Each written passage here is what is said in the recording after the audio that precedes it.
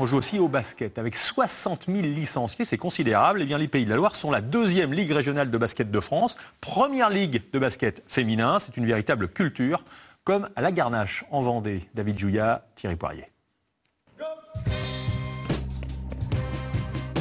Qu'est-ce qui fait que 5 fois par semaine, Charlène joue au basket à la Garnache, commune d'à peine 5000 habitants?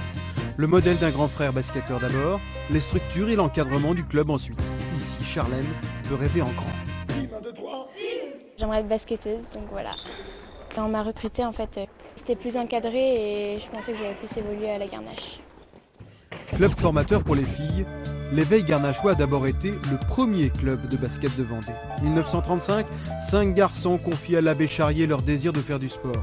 Pas assez nombreux pour du foot, ce sera basket. Le haut niveau national au début des années 50, avant que les premières féminines ne posent sur la photo en 1955.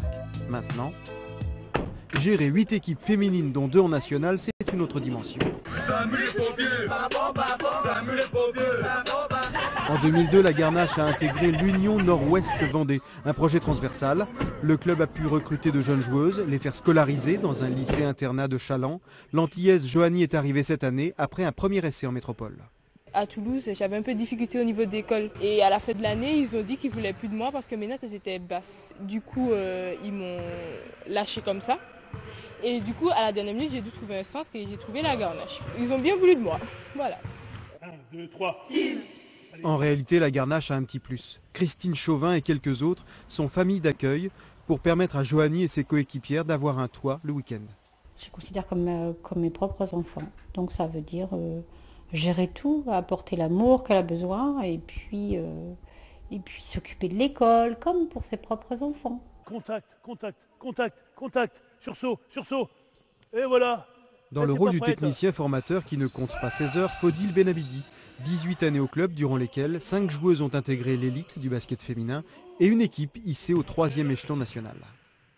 La formation sans résultat, pour moi, c'est difficile à faire, surtout ici à la Garnache. Les objectifs de victoire pour les équipes que j'ai encadrées n'étaient pas une obligation pour pérenniser le projet, mais presque, on va dire, entre guillemets, parce que les gens ne suivent que les vainqueurs, ils ne suivent pas les losers.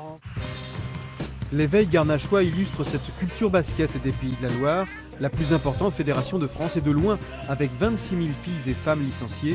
Cette terre de basket bénéficie d'un microclimat favorable, nourri du travail de ses encadrants et d'une histoire.